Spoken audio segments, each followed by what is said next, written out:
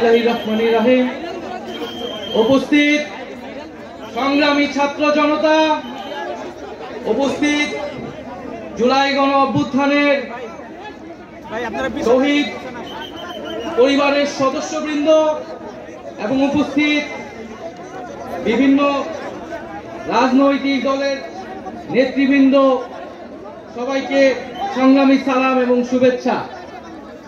আজকে এক ঐতিহাসিক মুহূর্তে আমরা অবস্থান করছি এখানে, এবং আজকের এই অবস্থান থেকে আমরা আমাদের যে নতুন রাজনৈতিক দল জাতীয় নাগরিক পার্টির ঘোষণা করেছি।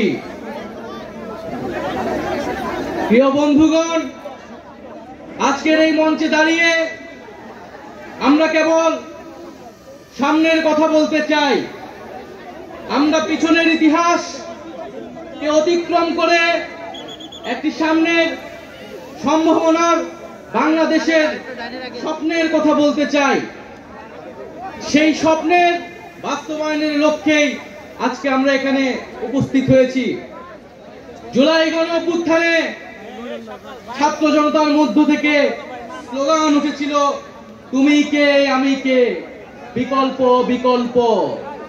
আজকে সেই বিকল্পের জায়গা থেকে নতুন রাজনৈতিক দলের আত্মপ্রকাশ ঘটেছে।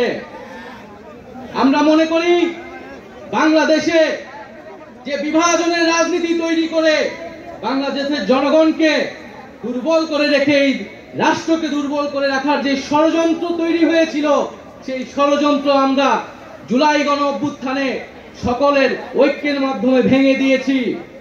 আমরা আজকের এই মঞ্চ থেকে শপথ করতে চাই যে বাংলাদেশকে আর কখনোই বিভাজিত করা যাবে না। বাংলাদেশে ভারতপন্থী পাকিস্তানপন্থী কোনো রাজনৈতিক ঠাঁই হবে না। আমরা বাংলাদেশকে সামনে রেখে, বাংলাদেশের জনগণের স্বার্থকে সামনে রেখে সকলে ঐক্যবদ্ধভাবে রাজনীতি এবং রাষ্ট্র বিনির্মাণ করব। আজকের এই যে নতুন রাজনৈতিক দল জাতীয় নাগরিক পার্টির আত্মপ্রকাশ উপলক্ষে আমাদের যে আনুষ্ঠানিক বক্তব্য, যে সূচনা বক্তব্য, সেই বক্তব্য আমি লিখিত বক্তব্য আমি আপনাদের সামনে পাঠ করছি।